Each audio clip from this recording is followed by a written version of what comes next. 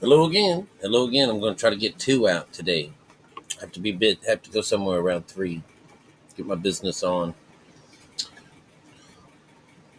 I'm not finished yet with this learning lessons about the number 2 and how to understand it and to see how this 2 works in with everything.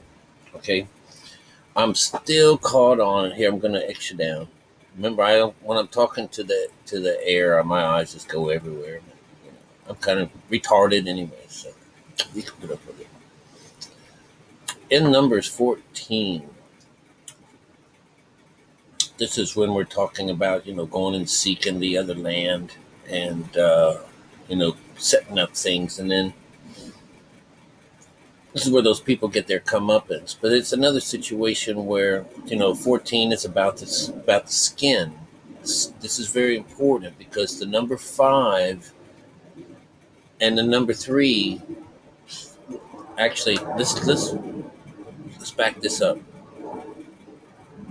2 represents you. It represents you. You yourself and I. If you connect, and 3 is basically representing the spiritual side of you has come alive, and so that represents the spirit. So you're alive.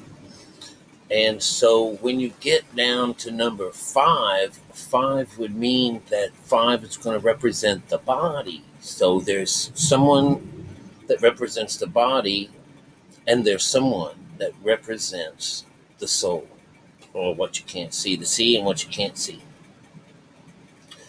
And I wanted to show you that how it works out in the scripture, and in the same, just a little bit further, when Moses is told to get the heads of any guys in the rule, one person from each of the tribes of Israel, to go and check this out. And of course, we had gotten a really good review from 2 of the guys, and that was Caleb and Joshua.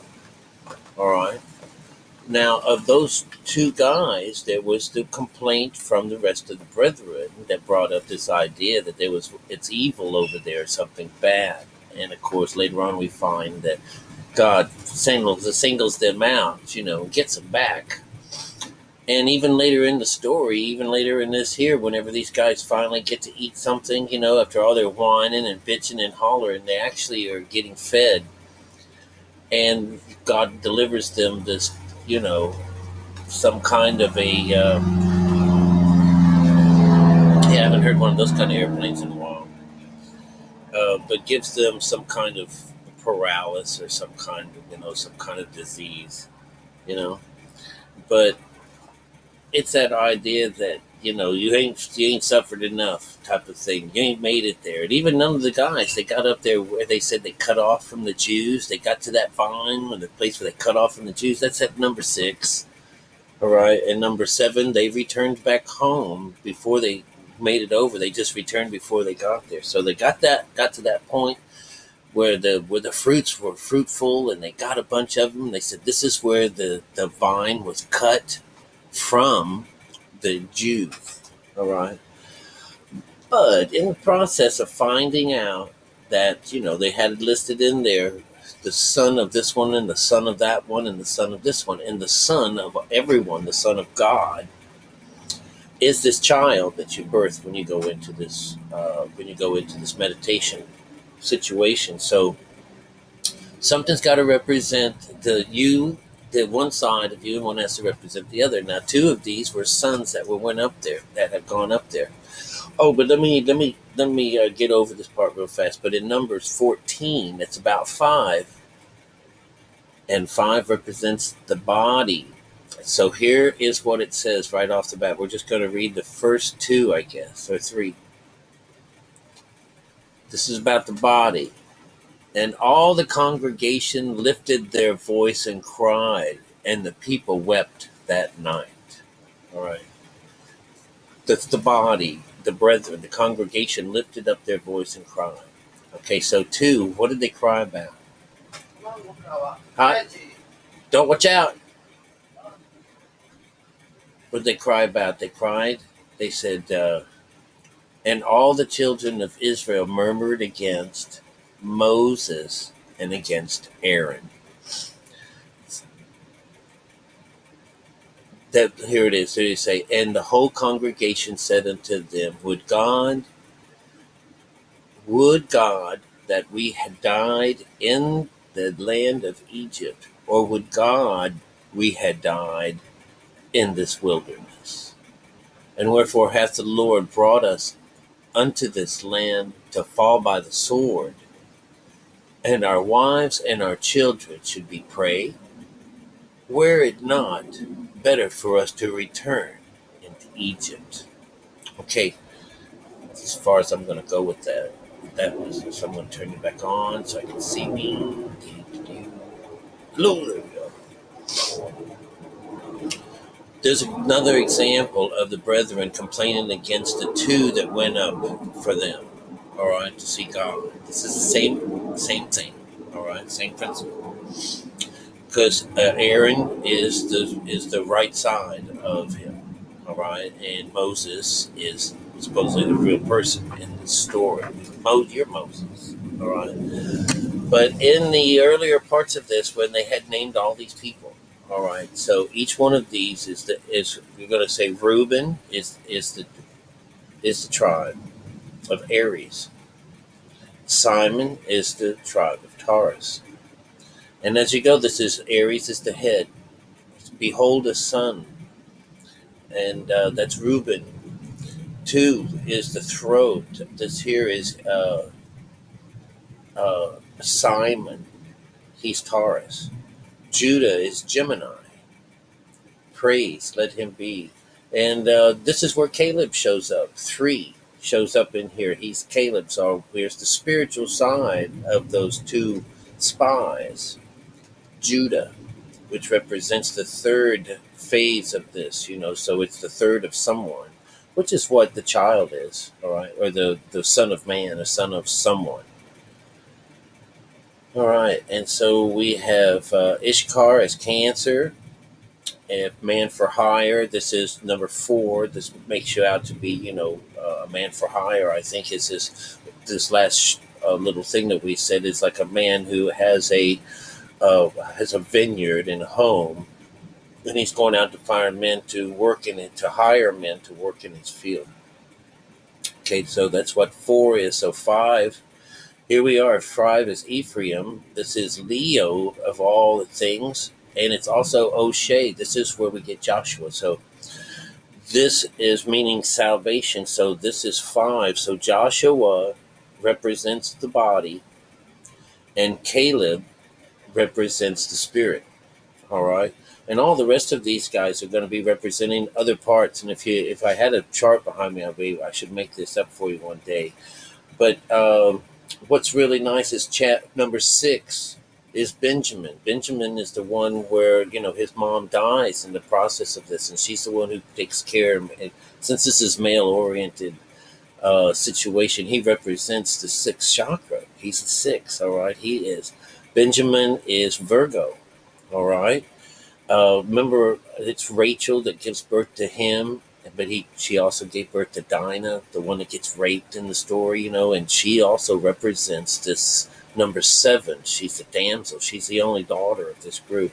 But here it's the sons, it's always the sons in these things, all right, that are ruling over things. So here at number 6 is Benjamin. Ain't that just absolutely something else in Virgo's spot? Zebulun is Zebra. This is the prince. This is a place to dwell. 7. This is a dwelling place. This is rest. This is where those guys are hanging out with Jethro. This is, all these guys. They're just, and then they say, I'm getting tired of hanging out here. I want to go down. Do you mind if I go down? Because I think that last night, and I don't see if any of my friends are left after that. But that's the direction of all these. 8 is Joseph, is control. This is about had or increase. This is what his name means. And he is represented as a kid. Gaddy means kid. A kid is a baby goat or a baby lamb.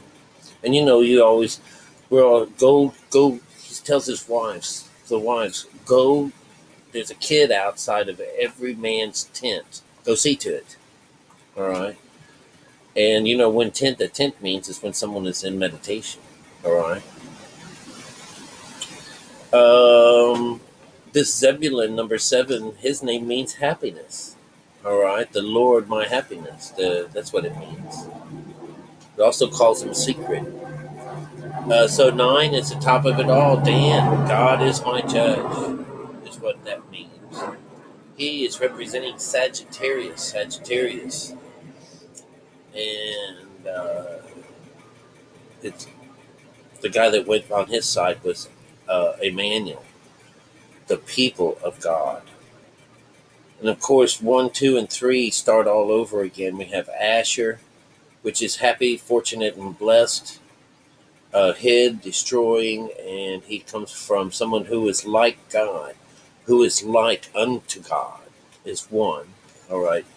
11 is Nepali, and his guy that goes up for him means very sweet.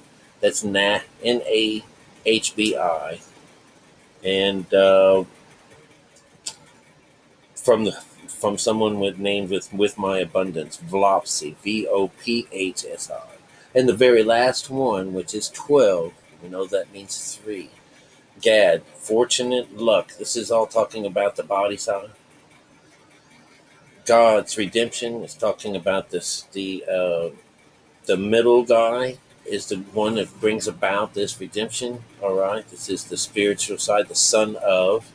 And where did he come from? He came from Machi. The very last thing, the guy who's poor, someone who is a smiter.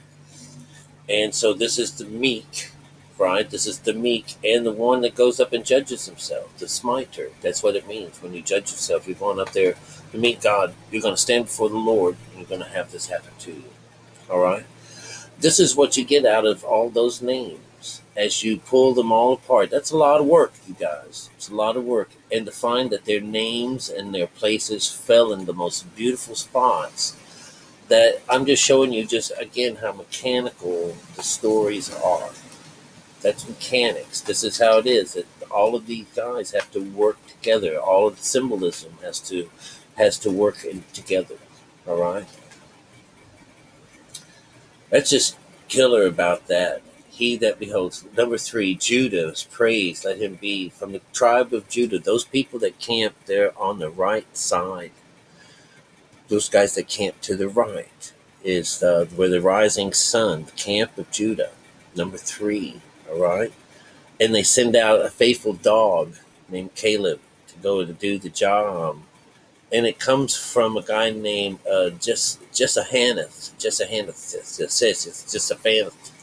Whatever. He that beholds. Anyways, I just thought I'd let you guys know that. That might finish up that chapter, those first couple of chapters, but there's plenty of them, and I just keep learning more and more stuff. So this ties in worlds. It ties in the Mazaroth, which believe it or not, is this, the zodiac. All right, these are the children of Israel, and Israel is about a balanced mind. This is all the good side. This is all the good side. The only one was at the very beginning, the very end. Machi. All of this came from a poor person and smiter. This is where all of this is directed to. So, I don't know what to say to you guys that are super rich, unless you're really beholden to the Lord.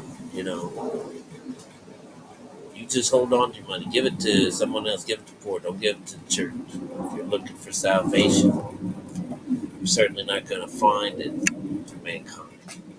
The story says it goes. Look inside. You'll find it. All right, anyways, I love you guys. Take care.